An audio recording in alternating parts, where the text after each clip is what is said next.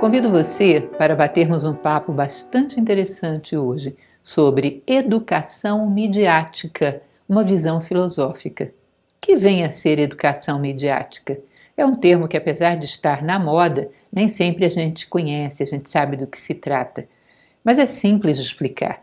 Cada vez mais nós temos contato com uma massa de informações que vem via mídia, que vem via redes sociais, que vem através de meios de comunicação.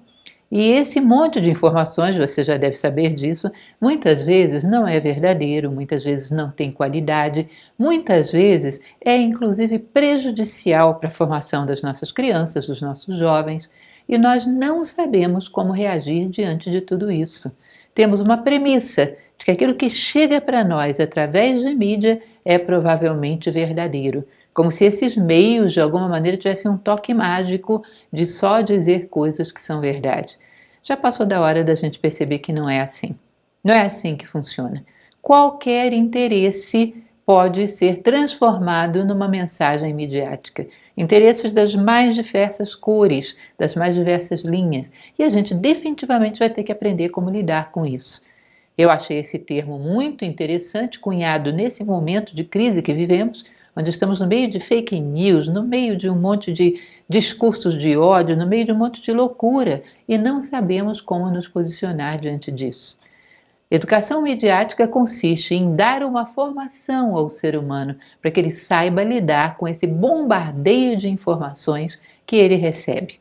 Basicamente, eu fiz aqui um conceito próprio que eu achei que ficou interessante: educação midiática. O que seria? Uma formação para ter um contato inteligente, lúcido e comprometido com a recepção e geração de informações. De tal maneira que não é só aquilo que você recebe, é também o que você gera. As redes sociais nos colocaram numa posição de geradores de novas informações. Muitas vezes aquilo que a gente coloca só lá na nossa paginazinha, que não é tão badalada, multiplica, é compartilhado infinitamente e daqui a pouco gerou uma onda, uma tendência dentro da sociedade. Ou seja, ela trabalha com a recepção, mas também a geração de informações. Que nós estejamos lúcidos, conscientes e comprometidos com aquilo que fazemos diante dessas informações que circulam através de nós. Bom, o que vem a ser educação midiática, o que vem a ser mídia? Mídia é um nome que claramente foi inspirado no mídia norte-americano, que foi inspirado no latim medium, que é meio, nada mais do que, digamos assim, um intermediário entre a informação e o receptor. Ou seja, quais são esses intermediários? Podem ser os mais diversas fontes. Inclusive, é interessante que a gente perceba, não é só a imprensa audiovisual, a imprensa escrita, não é só redes sociais, mas o próprio ser humano no passado já foi meio para muita coisa.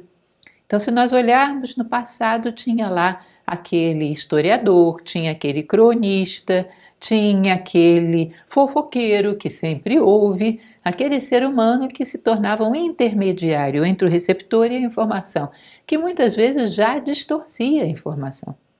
Ou seja, nós simplesmente inserimos tecnologia a esse processo que vem de muito longe.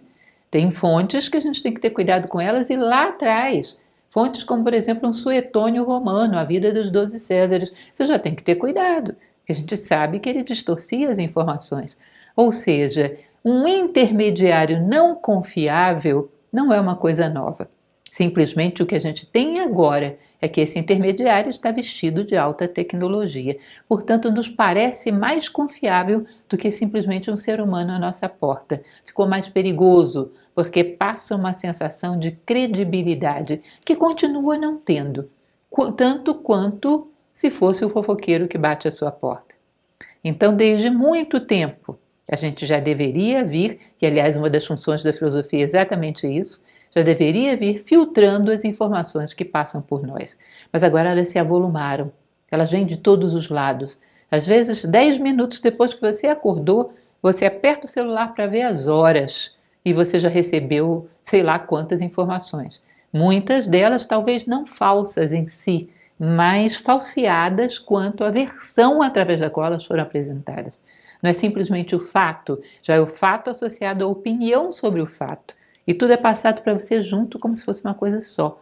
E você absorve ambos e não percebe onde termina um, onde começa o outro. 10 minutos que você acordou e você já começou a ser bombardeado por informações.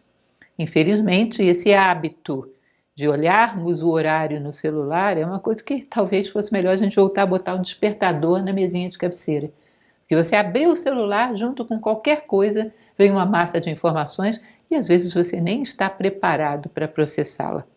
Nós temos que ter uma postura prévia de dizer: vou receber uma massa de versões e vou me localizar dentro de tudo isso, vou me achar dentro de tudo isso. Não vou engolir nada como se fosse absolutamente verdadeiro, que de fato não é. E isso já começa o processo da educação midiática propriamente dita. O que poderia garantir que essa informação é verdadeira? Essa informação que vem de tudo quanto é lado. Só teria uma forma de garantir que ela é verdadeira: se quem a emitiu tivesse um forte compromisso com a verdade. Bom, isso não é tão comum, mas eu posso ter esse compromisso. Se eu tenho, eu já posso ser um tirateima de toda essa massa de informações. E nós vamos falar muito sobre isso. Um receptor fortemente comprometido com a verdade, ele já é um filtro que não passa qualquer coisa por ele. Passa por ele aquilo que é lúcido, aquilo que é sensato, aquilo que é humanizador. Portanto, dentro dessa cadeia de transmissão de informações que não está dentro desse jogo de pegar uma fantasia e passar uma fantasia adiante, pegar uma versão, passar uma versão adiante, engolir as coisas sem mastigar, que tem essa postura já começa a aterrissar a sua comunidade, a humanidade à sua volta. Já começa a trazer sensatez e lucidez para o processo. Por que não podemos ser nós? E através da nossa postura sermos um referencial de lucidez para outros. Você vai dizer: mas é impossível, uma andorinha só não faz verão. Já falei em várias palestras que essa história não me convence. Uma andorinha disparou na frente em direção ao verão e as outras acreditaram e foram atrás. Não foi todo mundo que acordou um belo dia e resolveu ir na direção do verão.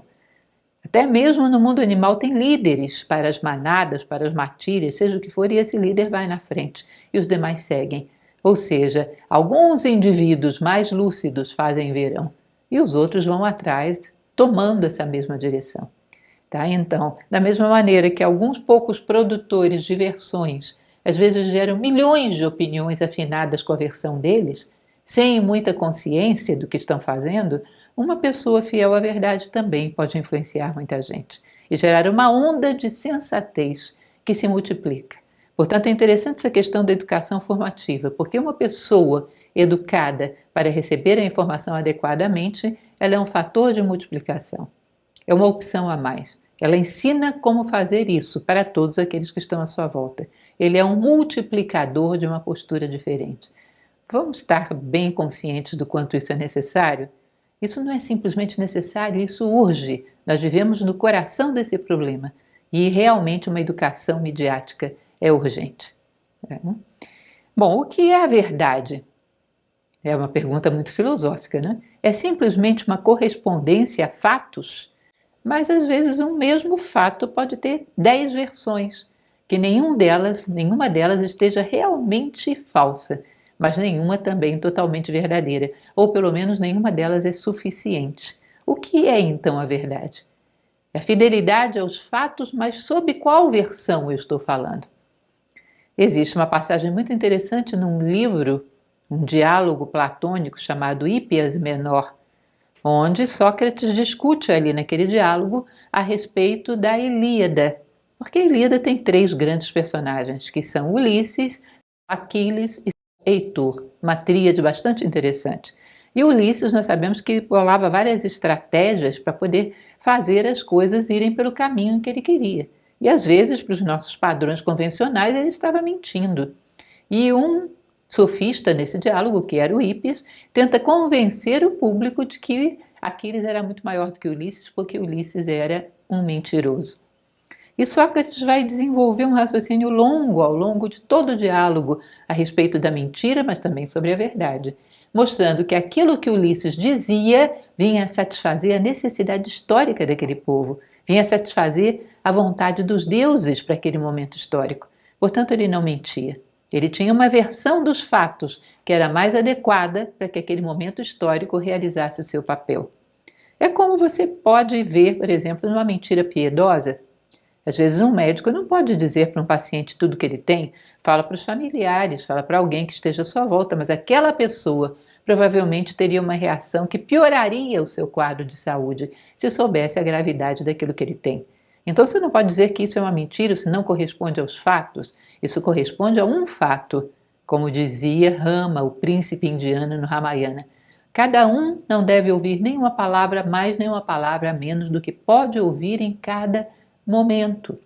Ou seja, e é verdade isso. O melhor que cada um pode ouvir em cada momento, aquilo que é mais humanizador, aquilo que é mais compassivo, aquilo que conduz essa pessoa para a melhor situação. Essa é a verdade de cada momento. É como se você imaginasse que alguém brigou com outro amigo na rua e o amigo vem correndo atrás dele, querendo bater dele, querendo matá-lo.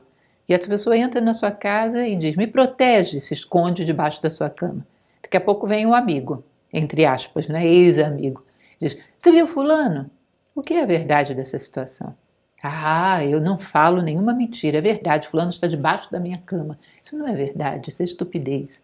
A verdade sempre está fortemente comprometida com o bem universal, que beneficia todos os atores da história e beneficia toda a humanidade, que é evitar que esse homem pratique um ato insensato. O que seria verdade dessa circunstância? Não vi fulano, não passou por aqui. Ou então vi sim, foi para lá. Você deu oportunidade para que essa pessoa esfrie a cabeça. Ele vai te agradecer em algum momento. Você o salvou de cometer um ato insensato. Então, eu sei que não é simples, que precisaria Platão aqui para desenvolver esse diálogo passo por passo para que isso ficasse bastante claro. Mas o fato é que a gente tem que saber que existe, dentre as inúmeras versões que um fato pode comportar, uma versão que é a mais universal, beneficia toda a humanidade, e a mais humanizadora, mais humanista, que faz com que todo mundo saia melhor do que entrou, nas melhores condições possíveis, dada aquela circunstância. Então, a verdade, segundo a visão platônica, é definida pela ideia do bem. Seria um bem maior, ou seja, aquilo que humaniza ao máximo a situação, que beneficia as pessoas no sentido de fazer com que elas tenham melhores oportunidades de crescer, de se controlar, de recuperar o senso, seja lá o que for, o que faça com que a consciência humana se eleve. Isso é uma coisa a ser considerada. E um bem universal, que beneficie todos os atores da história, não apenas um, não o interesse de um ou dois, mas de todos os atores envolvidos na história. Esses dois elementos seriam fundamentais para definir o que é uma versão humanizadora, uma versão comprometida com o bem, que é a mais próxima da verdade. Já vamos explicar isso em mais detalhes. Immanuel Kant, o grande filósofo, ele tinha uma frase que é a máxima do imperativo categórico, que ele dizia o seguinte: age sempre de tal forma que a máxima da tua ação possa ser elevada à lei universal. Sempre conto essa história nas minhas palestras e sempre dou o mesmo exemplo, que funciona bem. Vocês vão me permitir repeti-lo. Imagina que você me pede um livro emprestado. E na hora que você pede, você já pensa: Lúcia tem livro demais, ela não precisa disso, vou ficar para mim, vou deixar ela esquecer e vou ficar para mim. Para a cena e transforma essa sua ação numa lei universal. Todo ser humano que pediu alguma coisa emprestada pode ter a intenção de não devolver. Isso ajuda a humanidade ou prejudica? Isso, transformado em lei, facilita a vida humana ou atrapalha? Evidentemente atrapalha, porque acaba com a instituição do empréstimo. Ninguém confia em mais ninguém, nem empresta nada. Porque é evidente, se na hora de emprestar, pegar emprestado, a pessoa pode ter a intenção de não devolver, eu que não vou emprestar minhas coisas para tê-las como perdidas. Portanto, isso não é algo que possa ser elevado à lei universal, porque não beneficia a humanidade. Portanto, não é bom, não é ético e não seria um bom orientador da verdade. Não tem nada a ver com a verdade dessa situação. Tá? Então, sempre aquilo que eleva a consciência da pessoa à máxima possibilidade que ela tem e aquilo que beneficia o maior conjunto possível de pessoas. Essa é a versão humanizadora de toda e qualquer história. Já vamos falar um pouquinho mais, né? Continuando. Ser fator de soma. Eu constantemente me refiro a essa frase, que é atribuída a Cícero: certifica-te de que és fator de soma para as pessoas de cujas vidas participas. Isso é um bom orientador da verdade. O que eu quero na minha vida? sair daqui um pouco melhor do que eu era quando eu cheguei, um pouco mais humana, com valores, com virtudes, com sabedoria. O que eu quero em relação aos outros, que a passagem deles pela minha vida ajude essas pessoas a crescerem, que eu dê asas para elas e não corte as asas delas, que elas passem por mim e recebam algo que possa torná-las melhor. Olha, vou dizer para vocês, é uma história boa para a gente fazer de vez em quando. Um bom exercício de imaginação. Eu faço. Duro? É duro. Mas eu gosto de fazer porque me garante uma visão bastante concreta da vida. Pegar uns 5 personagens de diferentes momentos da minha vida e perguntar: se essa pessoa não me conhecesse, ela ganharia ou perderia? Eu a ajudei ou eu a atrapalhei? Eu quero ter uma noção de que tipo de pegada eu estou deixando pelo mundo, o que eu estou fazendo com as pessoas. Porque talvez fosse melhor que as pessoas nem me conhecessem, isso é complicado. Isso pode me levar à conclusão de que talvez fosse melhor que eu nem existisse para não prejudicar ninguém. É bizarro, né? Mas pode acontecer. Então, preocupar-se em ser fator de soma na vida das pessoas pelas quais a gente passa. Preocupar-se com o mundo mesmo. Que as coisas à nossa volta fiquem um pouco melhor porque nós existimos. Eu reitero sempre essa história, mas eu acho fundamental. Como filosofia de vida. Todos os dias eu passo pelos lugares, eu faço questão que fique um pouquinho melhor do que estava antes de eu entrar. Ou seja, você entra num ambiente que está caótico. Às vezes não custa muito para você dar uma arrumadinha antes de sair. E ter aquele olhar de prazer antes de sair. Puxa, está um pouco melhor do que aquele ambiente que eu entrei. Às vezes um toalete, um local que você costuma frequentar, que passou um vândalo, jogou papel para todo canto. Você vai lá, pega um papel limpo, recolhe tudo, põe na cestinha, depois admira a sua obra-prima. Está bem melhor do que aquele que eu encontrei. Às vezes, num hotel, num restaurante, não gosto de deixar calça, alguém vai arrumar. Não, eu quero deixar uma trilha de ser humano. Mesmo no lugar que eu vou ficar tão pouco tempo, que a pessoa entre e diga, pô, por aqui passou um ser humano. Não está caos. Ainda que com as suas limitações, não sei arrumar uma cama com uma camareira, por exemplo, mas está digno de um ser humano. O meu rastro vai ser humano. Por que é importante garantir até nessas coisas pequenininhas? Porque isso cria um hábito que diante das grandes a gente faz a mesma coisa. Eu não vou passar pelas pessoas, pelos lugares, deixando pior do que estava antes de eu entrar. Isso é uma filosofia de vida que é muito importante. E isso vai ser as bases para a tua versão dos fatos. Eu vou ver de todas as possibilidades, de tudo que estão me contando e de tudo que eu mesmo vi, o que beneficia o maior número de pessoas e o que eleva a minha consciência ao seu ponto mais nobre. Vou puxar minha consciência para o seu ponto mais nobre e vou olhar para esse fato e vou ver o que eu vejo. Bom, isso é a maior verdade que eu, Lúcia, atingi. É a verdade absoluta? Não. Mas eu te dou o melhor que eu tenho. E recebendo o melhor que eu tenho, você pode partir daí e somar mais alguma coisa. É assim que a humanidade avança. Cada um de nós dando o seu melhor. E os que virão, pegarão essa linha solta que a gente deixou e levarão mais adiante. E irão completando esse bordado, sempre pegando a linha solta no ponto que a gente conseguiu atingir, mas sempre um ponto adiante daquele que a gente encontrou.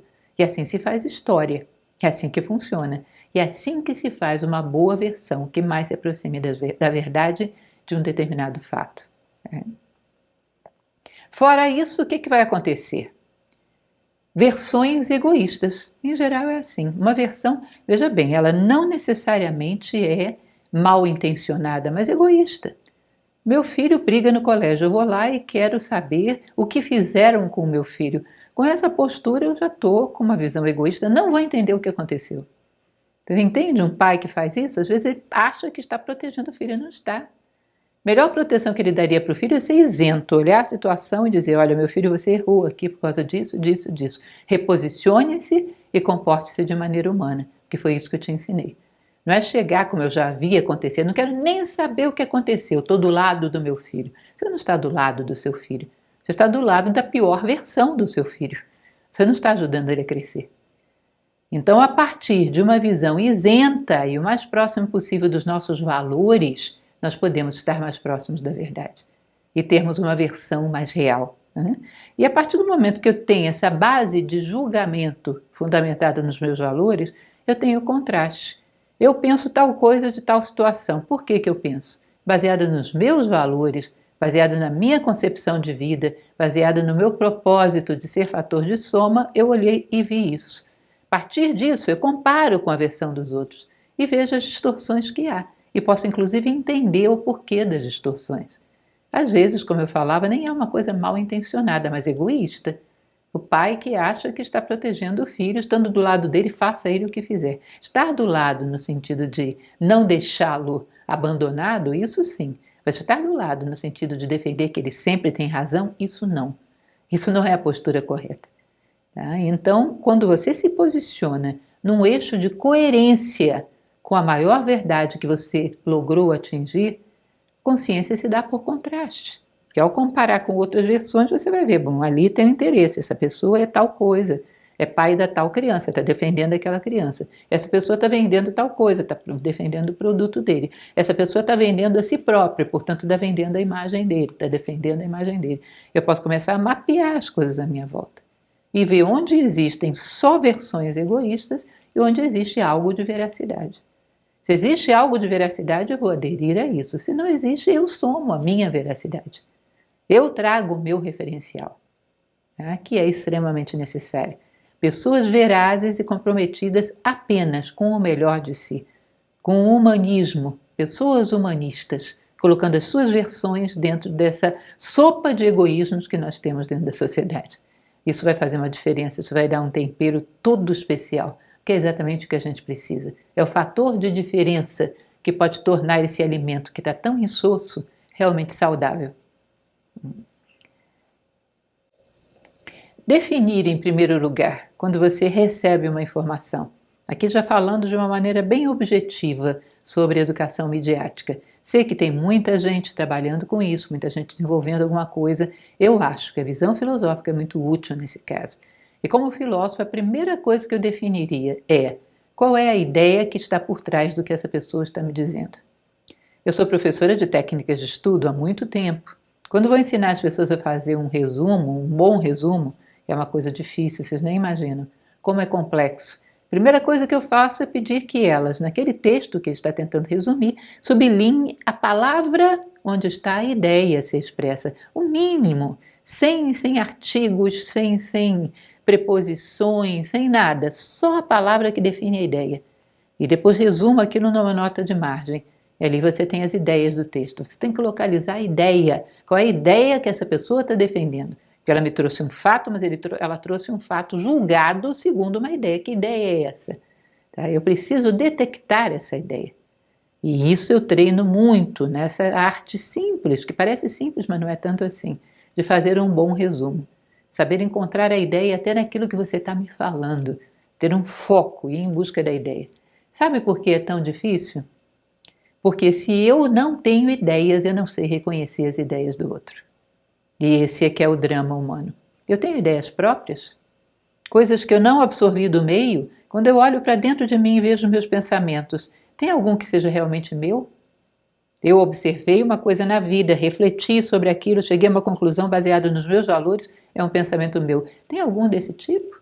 Ou é tudo coisas que eu clonei do meio? O que existe de realmente meu dentro de mim? Sem ter ideias próprias, muito dificilmente você vai reconhecer as ideias alheias. Não tem critério. Nós temos uma sociedade onde nós não temos ideias próprias, delegamos aos demais o direito de pensar a nossa vida e somos dispersos. Temos muita dificuldade de buscar a essência das coisas. Deixa eu ver a essência do que essa pessoa está falando. Deixa eu ver a essência do meu próprio pensamento. E ver o que eu realmente penso, quem sou eu no meio de tudo isso.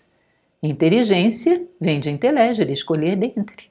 Dentre as coisas que a sociedade, que o mundo diz que você é, quem realmente é você. Encontrar-se no meio de todo esse ruído. Ou seja, ter ideias próprias é fundamental, para que você saiba reconhecer as ideias alheias. Ou seja, cada coisa que a vida me oferece, eu vou parar, levar isso para casa, como Gandhi diz na sua autobiografia que fazia, levava as ideias para casa, refletia comparando com seus princípios, com seus valores, com seu propósito, seu sentido de vida, onde ele queria chegar com tudo isso, comparava tudo aquilo, via, tinha uma visão universalista do que é ali que poderia ser puxado no sentido de beneficiar o máximo de pessoas, o que é ali que considera o ponto mais elevado da consciência humana, elevar a tua consciência até lá e olhar a partir desse ponto.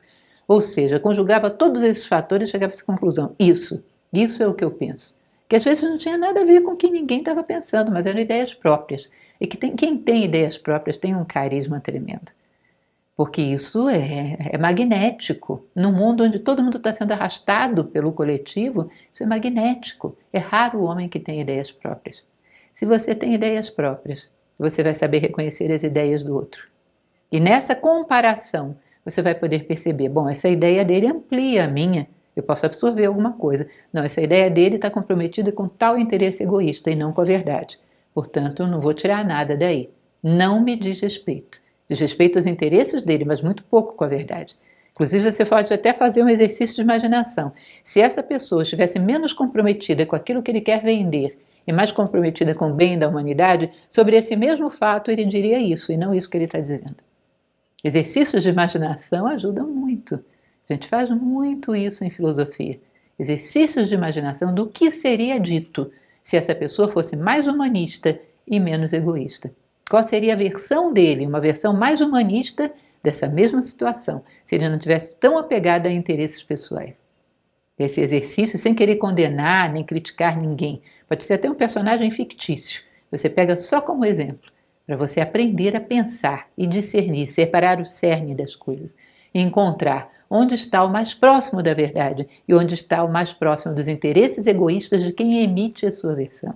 Sem começar a ver, se você não tem essa capacidade de ter ideias próprias, de pensar por si mesmo, comparando com os seus valores, filtrando pelo seu propósito, o seu sentido de vida, você não tem como encontrar as ideias dos outros. Você vai tomar as versões dos outros como ideias. Poderia, inclusive, fazer para vocês, não vou fazer, mas poderia fazer um mapinha, por exemplo, de um livro ou uma palestra que vai fazer sucesso. Não é difícil. Simplesmente você faz uma pesquisa de opinião pública e vê o que as pessoas gostam de ouvir nesse momento, que está na moda. Aí eu faço uma fundamentação onde eu misturo alguns elementos, né? Um pouco de conhecimento mais científico, para poder dar uma certa consistência ao que eu estou dizendo, aí coloco às vezes um pouquinho de humor para descontrair o ouvinte, vou juntando todas essas coisas e seguindo uma sequência que a lógica recomenda, posso passar uma mensagem que é puramente inconsciente coletivo, que não tem nada de compromisso com a verdade, e você não perceber isso. E vai gostar, inclusive. Muito daquilo que é aplaudido de pé é porque não está chocando as pessoas nem gerando nenhum contraste. Portanto, é aquela euforia. Euforia, normalmente, no dia seguinte, você nem lembra mais o que foi. Então, é muito comum isso nos nossos dias. É muito comum. Chegou ao ponto de você poder ler, e também já aconteceu isso comigo, não é impossível, livros da moda de 300 páginas, que você vai ver não tem uma ideia original da pessoa que o escreveu. Ela está simplesmente jogando as ideias da moda. Porque ali você olha às vezes e diz, ela está vendendo o quê? Ela está vendendo a si próprio.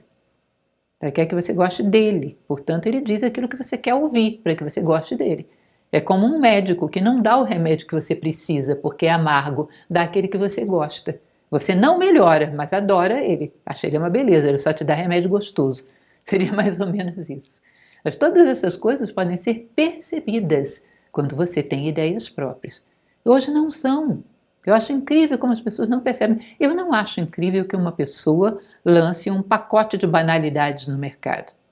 Eu acho incrível que as pessoas não percebam que se trata de um pacote de banalidades. Isso, para mim, é inacreditável. E acontece demais. Se você não está desperto com ideias próprias, com uma capacidade de pensar a sua própria vida, não tem quem te proteja desse tipo de coisa. Você vai correr atrás daquilo que é mais agradável ouvir, porque todo mundo está dizendo, e fica mais agradável de você seguir, porque não existe contestação, tem 1000 pessoas à tua volta fazendo a mesma coisa. Enfim, como diziam os romanos, os caminhos fáceis mentem. In aspera veritas. No difícil está a verdade. Não necessariamente no custoso, no doloroso, mas aquilo que é difícil porque exige pensar, dá trabalho. Pensar, ter ideias próprias, refletir sobre as coisas dá trabalho. Mas aí é que está a verdade, como diz a máxima romana. Que mais? Começar a perceber, por exemplo, essa opinião está vinculada a um interesse. Qual será? Essa pessoa, às vezes antes de você ler um texto ou de ouvir uma peça de oratória, tente imaginar essa pessoa, o que ele é. Um comerciante, um palestrante, seja lá o que for que ele seja. Se ele se guiar apenas por interesses egoístas, o que é natural que ele diga? E você já faz uma presunção sobre esse assunto. Alguém que quer simplesmente propagar aquilo que ele está oferecendo vai dizer tais e tais e tais coisas, vai dar um jeito de, nas entrelinhas, me empurrar a mercadoria dele. Não é assim? Quando você faz essa presunção de conteúdo, depois você ouve a pessoa e vê se é realmente isso, ou se você foi injusto. Às vezes não. É uma pessoa que expandiu os seus próprios horizontes, está te oferecendo também essa expansão. Mas se é só isso, você vai reconhecer com muita facilidade. É previsível. Você pega a ficha técnica de quem está te oferecendo aquela informação, as tendências, as posturas, e percebe, bom, com essa ficha técnica, a tendência é que ele queira me arrastar para cá. E depois olha a informação que ele te dá. E veja se realmente não está fazendo tudo para inclinar para cá.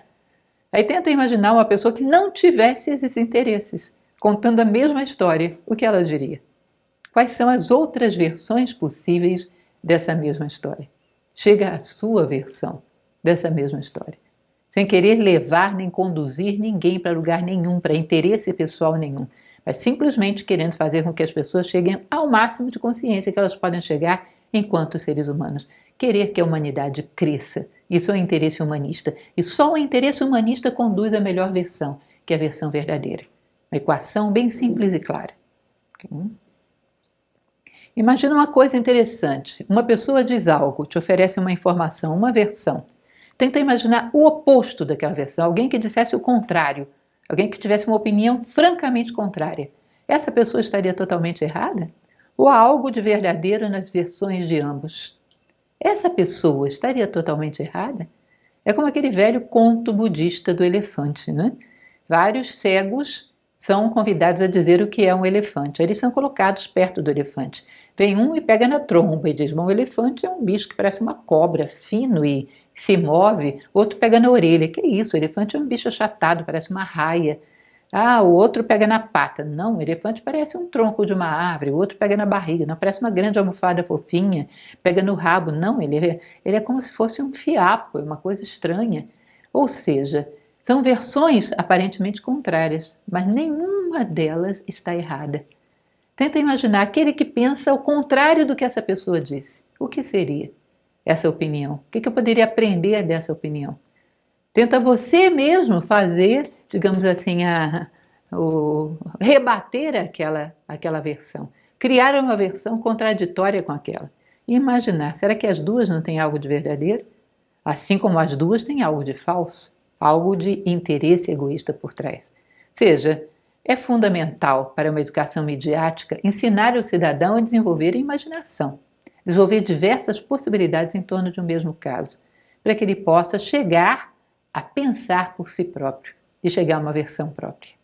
O que mais podemos falar sobre isso? Um elemento que eu acho fundamental, desenvolver autoconfiança, não só em nós, mas nos nossos filhos, crianças, adolescentes, jovens que estão vindo aí. Ninguém é dono de verdade nenhuma. O que existe na humanidade são pontas soltas. A última geração chegou até aqui e deixou essas pontas soltas. Estão todas esperando que venha alguém, pegue essas pontas e leve o bordado adiante. E borde um pouco mais. Não existe verdade absoluta nenhuma. É possível, pega os grandes gênios, sei lá, todo mundo adora Albert Einstein. É possível ir adiante do que Albert Einstein falou? Já tem um monte de cientista buscando fazer isso, acho até que alguns já fizeram. É possível ir além do que Mozart compôs? É possível pegar os grandes gênios da humanidade e ir adiante, nada está fechado. Não existem respostas prontas para nada. Essa passividade que a gente coloca diante da criança, do adolescente, é uma das coisas que faz com que ele seja um eterno manipulado. Está tudo pronto, está tudo pensado. Todas as conclusões já foram encontradas, você tem que simplesmente absorver, engolir. Mentira, confie mais em você mesmo. Essas pessoas que pensaram essas coisas eram seres humanos como você, e eram atrevidas, não acreditavam que o mundo estivesse terminado. Portanto, ousaram levar muito adiante o bastão da busca pela sabedoria. Você também tem que fazer isso, você pode fazer isso. Você pode e deve pensar por si mesmo. Ninguém vai te cobrar direitos autorais, não vai ser o Albert Einstein que vai correr atrás de você, que você não pode rever o pensamento dele. Pode e deve, você pode rever qualquer pensamento. Desenvolva desde a criança, o adolescente, o jovem, confiança em si próprio como ser humano. Eu posso pensar. Não existe nenhum dono da verdade, nem eu. Eu posso pensar e aperfeiçoar qualquer visão que tenha sido desenvolvida no mundo. Isso é muito importante, gente. Isso vai criar autoconfiança e uma predisposição a se colocar numa posição de observador, mas observador preparado, e não um observador inseguro e vazio que acha que ele não tem condições de confrontar nada. Um observador preparado que pode ousar dizer: eu não concordo com isso. Eu, dessas mesmas premissas, tiraria essas outras conclusões. Um ser humano que confia em si mesmo que é capaz disso. Acabar com essa história de infiltrar na mentalidade das pessoas a desconfiança sobre o potencial humano. O ser humano é genial quando ele quer e quando ele ousa pensar por si próprio. Me recordo sempre daquela anedota que atribuem a Beethoven, eu não sei se é verdadeira, de que um barão teria pedido para ele tocar uma determinada melodia e teria escrito: barão não sei das quantas, proprietário de tais e tais e tais e tais terras. E ele teria respondido com um simples bilhetinho dizendo: não vou tocar. Ludwig van Beethoven, proprietário de um cérebro. É isso que a gente precisa, né? Uma razão iluminada por princípios universais. Essa razão nos coloca na condição de observar e acrescentar a qualquer linha de pensamento que já tenha sido desenvolvida pela humanidade. Nós estamos aqui para isso. Então, a primeira coisa é desenvolver. Não some a sua voz a vozes de descrédito em relação à humanidade. Acredite que você pode pensar melhor do que qualquer versão maluca que venha do meio. Você pode estar mais lúcido, estar numa posição privilegiada de observador que não está identificado com nenhum daqueles interesses e pode pensar melhor, pode ter uma visão mais sensata. E os homens que levaram a história da humanidade adiante eram todos dessa espécie, de homens que acreditam em si próprios e ousavam achar que a visão deles poderia ser mais sensata, ousavam pensar por si mesmos. Olha para trás. A história é terrível com os medíocres, que simplesmente seguem a opinião da moda. A história, em geral, promove aqueles que ousaram pensar por si próprios. Esses escrevem a história. Muitas vezes o massa nem lê a história. Então é muito importante a gente conceber isso, confiança em si próprio. Nós podemos aperfeiçoar qualquer visão. Nós podemos ter uma versão melhor do que essa que estamos recebendo. Ah, mas eu não entendo tanto de geopolítica para poder... Olha, lê um pouquinho como é que está o painel das coisas, o que está acontecendo, lê um pouquinho. Mas as tendências, as visões particulares que estão mescladas no meio dessa informação que você vai receber, filtra. E em cima desses fatos, compara com os teus princípios e dá a tua visão. Ah, ninguém quer ver isso, quer ver os especialistas. É difícil às vezes achar um especialista isento. Já existe uma vinculação ali ideológica, de opinião. Seja você o isento na história. Não sou um especialista, não sou, mas sei o suficiente para ter uma visão própria. Sei o suficiente para embasar uma visão minha do mundo. Não preciso saber os mínimos detalhes. Preciso saber os fundamentos do que aconteceu. Em cima disso eu tenho uma visão própria. Ah, mas você não entende profundamente dos detalhes da situação. Tá, não entendo. Mas do essencial que eu sei já dá para eu não concordar com você. E o essencial é o essencial. Do essencial que eu sei já dá para eu ver que a sua versão não coincide com aquilo que eu penso. Bom, então vamos falar um pouco a respeito de um elemento, só para a gente ter uma ideia de como funciona. Um fato. Digamos que um carro bateu num poste. Esse fato. Vamos tentar imaginar várias versões desse fato. Por exemplo, uma versão meramente física. O que aconteceu ali? Bom, um corpo foi machucado, um carro foi amassado, um poste foi derrubado. Foi fisicamente o que aconteceu. É um aspecto, é uma visão.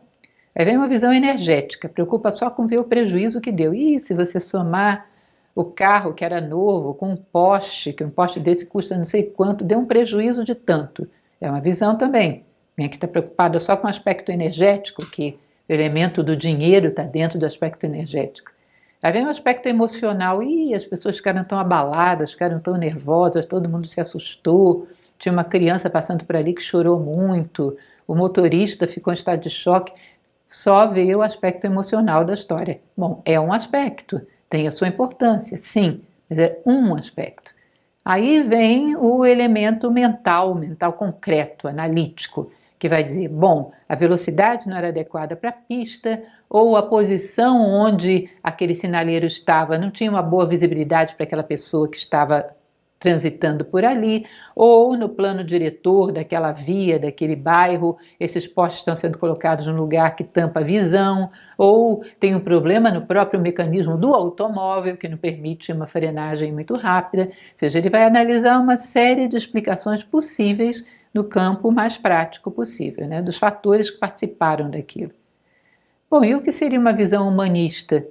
Uma visão humanista não desprezaria nenhuma dessas quatro. Ia lá e olhava o que as quatro dizem, mas tomaria uma decisão em cima de quê? Da maneira como eu vou lidar com isso, para beneficiar o máximo as pessoas envolvidas, para que a sociedade não seja punida, ou seja, para que não haja um prejuízo público, mas que também essa pessoa, esse motorista, não seja massacrado por um erro que ele não possa arcar, que de alguma maneira isso possa ser visto o quanto de responsabilidade ele realmente teve, e que situações desse tipo possam ser corrigidas, todos os fatores que pesaram para que ela acontecesse, para que ninguém mais sofresse com isso no futuro. Ou pelo menos para que fosse menos provável que pessoas sofressem com isso no futuro. Ou seja, como eu beneficio todo mundo que está envolvido e como eu evito sofrimentos equivalentes no futuro. Isso é uma versão bastante interessante, humanista e universalista. Ele vê minha consciência lá em cima. Não estou com raiva do motorista, não estou com raiva do fabricante do carro, do plano diretor da cidade, nada. Estou com minha consciência lá em cima. Sem nada de personalismos. E tento ver a parcela de responsabilidade de cada um e como isso pode ser resolvido com o mínimo dano, dentro do que cada um é capaz de resolver. E ao mesmo tempo, como situações desse tipo, às vezes pequenas providências podem ser tomadas para que elas se tornem menos frequentes e façam menos vítimas no futuro. Então, estou pensando de maneira isenta, com a minha consciência elevada e universalizante, tentando prevenir até mesmo vítimas futuras. Mas não deixo de levar em consideração o que nenhuma das versões me trouxe. Todas elas trazem alguma informação. Só que se eu me resumir a uma informação dessas, eu vou estar mal embasado. E aquele que ama a verdade, quer a verdade. Não quer nenhuma versão que o embase mal. É como você vê, por exemplo, o critério científico de um cientista que está fazendo um experimento. Ele precisa saber exatamente a temperatura que aconteceu ali, exatamente a velocidade. Para alguém que está buscando a verdade, qualquer fato, qualquer versão tendenciosa não interessa. Nenhum cientista sério vai pegar um dado, mas a gente aumentou um pouco a temperatura para dar a impressão de que a montagem desse laboratório valeu a pena, então a gente tem que forçar um pouco para apoiar a nossa teoria. Bom, isso não é sério, isso não é ciência. Eu quero saber até o último grau que deu ali em décimos e centésimos e milésimos, eu quero precisão. Se eu quero a verdade, as minhas versões têm que ter precisão. Qualquer imprecisão não me interessa para quem ama a verdade. E, de uma certa maneira, para que você tenha uma educação midiática e um bom julgamento, você tem que ter um critério científico diante da vida.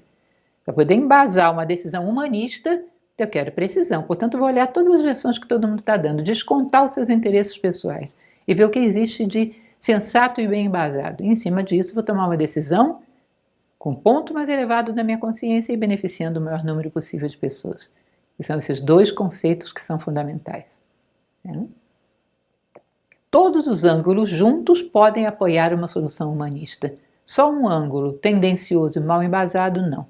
Todos os ângulos, filtrados das suas tendências pessoais, todos eles embasam uma decisão humanista. Portanto, você leva tudo em consideração, mas filtra e passa por esses dois crivos, universalista e decidido a partir do maior ponto de consciência. Que mais? Para o humanista que só quer o bem, só interessa a verdade e não versões. Ninguém vai corrigir uma via em cima de uma versão emocional ou uma versão física. Ninguém vai corrigir o freio de um carro em cima de versões. Você precisa de precisão. Para quem quer a verdade, a precisão é fundamental. Por fim, temos que considerar um elemento que não é pessimismo nem uma visão negativa, mas é maturidade. Considerar que no mundo que a gente vive, dado o momento histórico que a gente vive, é muito pouco provável que você receba informações precisas, seja lá de onde for que elas venham. Você vai receber informações misturadas com versões. E você vai ter que fazer a sua filtragem. Você não está desprezando nem duvidando da pessoa, você está simplesmente considerando que ela está mergulhada dentro dessa tendência atual, onde tudo é filtrado pelos nossos interesses. Portanto, tudo que vier para mim vai ser uma mistura de uma versão com uma informação, e essa versão contaminada pelos interesses de quem a emitiu. E eu vou ter que fazer essa filtragem. Nunca achar, não, mas esse livro tem uma capa tão bonita, parece uma editora tão séria, portanto eu posso confiar totalmente. Olha, quem quer enganar vai colocar a capa mais bonita. E às vezes não engana nem por má intenção, mas é lógico que vai querer dar a maior credibilidade possível àquela versão que ele está apresentando. Nunca achem que alguma aparência ou algum indício externo, alguém disse que é uma fonte confiável, justifica você baixar a guarda do seu bom senso e da sua lucidez. Não baixe a guarda do bom senso e da lucidez e da consciência humana, nunca, nunca, nunca. Diante de tudo, eu sou a Lúcia, cujo sentido de vida é tal, meus valores são tais, e qualquer coisa que passe por mim vai ter que passar por esse crivo. E a partir desse crivo eu vejo o que eu achei. E não é porque eu deprecie a visão de ninguém, mas é porque eu sei. Nós estamos entre seres humanos. E através do exemplo que eu dou de tentar fazer esse crivo, eu posso ser uma referência de mudança. Mas tem que saber onde eu estou. Tem que ter a lucidez de estar com os pés no chão. Como diz uma frase filosófica que eu acho muito bonita, o sonho pode ser louco, mas o sonhador tem que ser lúcido. Ou seja, você pode sonhar em mudar a humanidade e fazer todo mundo mais veraz, mas temos que estar com os pés no chão e saber de onde estamos partindo. Vivemos o tempo das versões vinculadas a interesses, que às vezes não há uma maldade consciente, mas há egoísmo, que acaba distorcendo a verdade do mesmo jeito. Identificar interesses e manipulações. O que esta pessoa, o que este agente social, o que esse empreendedor, seja lá quem for, o que ele quer de mim? O que ele está falando é para me conduzir nessa direção? É muito raro que você veja uma pessoa, olha, eu vendo tal produto, você sabe, mas a informação que eu estou te dando é para você usar para qualquer outra coisa, não simplesmente para você comprar esse produto. E você perceber que é verdade, ele não está te dando informação para vender o peixe dele, está te dando uma informação que te liberta, que você usa para qualquer coisa. Seria muito bonito que a gente tivesse mais pessoas assim, mas como isso é raro? Como nós somos indutivos, e por trás de tudo existe a intenção em empurrar as pessoas. Uma vez eu fazia uma brincadeira, inclusive, com os meus alunos. Você está triste, vá até a padaria e converse com o padeiro. O que ele vai te dizer? Você precisa comer mais pão, meu caro. E isso é falta de pão, isso está te fazendo falta, isso deixa você abatido assim. Mas você vai conversar com uma pessoa numa agência de viagem, você precisa viajar mais. Olha, a tua tristeza vai ter 1000 versões, conforme o interesse daquele com quem você conversa. E você vai ter que saber passar a sua tristeza pelo seu próprio crivo. Senão vai ter um monte de elementos periféricos que não vão te ajudar em nada na tua tristeza. Vai ter que ter o seu próprio crivo baseado em valores e com a consciência no seu ponto mais elevado. Construir sua própria versão baseada no compromisso com a ideia do bem e querer ser fator de soma. Construir a sua própria versão, fundamentado na ideia do bem, o meu maior bem, aquilo que de melhor eu conquistei, minha maior lucidez, minha maior isenção, meus melhores valores. Em cima disso eu vou construir a minha versão e passá-la adiante, porque é uma referência maravilhosa que podemos passar para os demais. Um ser humano veraz quebra a lógica de uma sociedade onde todo mundo está puxando, como se diz popularmente, a brasa para a sua sardinha. Quebra a lógica de uma sociedade onde é nada mais do que um cabo de guerra e quem puxa mais é quem leva.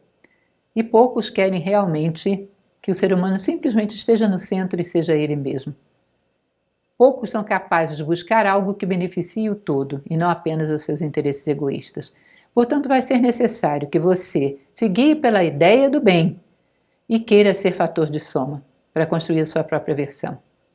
Um elemento que eu acho interessante, que não é querendo induzir para alguma coisa minha, mas qualquer pessoa que hoje esteja trabalhando com isso, eu sei que na sociedade existem diversas instituições, pessoas físicas e instituições trabalhando com a ideia da educação midiática. Eu recomendo fortemente que usem como ferramenta de apoio à filosofia. Por uma questão muito simples. Filosofia é amor à sabedoria. E sabedoria está fortemente comprometida com a verdade. Que sabedoria é essa que está apoiada na mentira? Portanto, essa questão de saber manter a lucidez, desenvolver raciocínios corretos através de uma lógica, desenvolver um compromisso com a ideia do bem através de uma ética, tudo isso é muito critério filosófico. A filosofia trabalha com essas coisas. a desenvolver um pensamento que seja prático, voltado ao aperfeiçoamento da vida do ser humano, isso é o humanismo. A filosofia trabalha com humanismo, com ética, com lógica, com todas essas bases, essas premissas que são fundamentais numa educação midiática. Portanto, trabalhe você com qualquer vertente que seja, que realmente tenha a intenção de preparar as pessoas para uma verdadeira educação midiática, leve em consideração caminhar junto com a filosofia. Ela é uma ferramenta que parece que foi feita para isso. Eu honestamente não saberia dizer em que momento a educação filosófica convencional se diferencia de uma educação midiática. Eles trabalham com os mesmos elementos. Bom, existe uma frase que eu gostaria de encerrar com ela. Existe na Universidade de Harvard um valor que eles colocam como marca da universidade, que é a verdade. Eles se colocam como grandes amantes da verdade em todo aquele corpo de estudos de diversas áreas do conhecimento humano. E no pórtico da universidade eles têm uma frase do livro da sabedoria, né? Que é a Sabedoria de Salomão, ou Livro da Sabedoria, Antigo Testamento, 6:24, que diz uma coisa muito bonita. A multidão dos sábios é o bem do mundo, e o rei sábio é o sustento do povo. Olha que interessante. A multidão de sábios é o bem do mundo.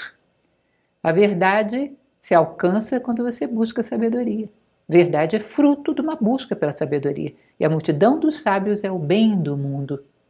E um rei sábio é o sustento do povo.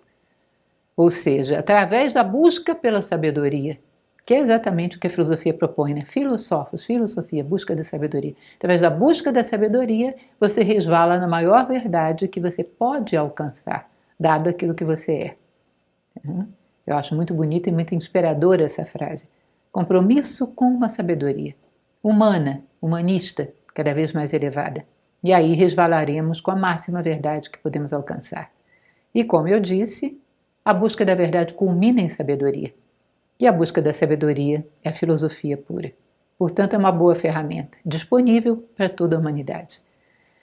Formação midiática, educação midiática, passa muito por uma educação filosófica também. E é isso, agradeço muito a todos, espero que seja uma boa reflexão. Alguns elementos para que vocês percebam. É um novo ramo de conhecimento, embora esteja muito embasado em buscas atemporais, mas é um ramo urgente. Nós precisamos começar a saber lidar com essa multidão de informações que nos é despejada todos os dias. Precisamos desenvolver um critério próprio, uma identidade, uma autenticidade, uma lucidez que nos permita ter discernimento. E é isso que uma boa educação midiática propõe. Um abraço a todos.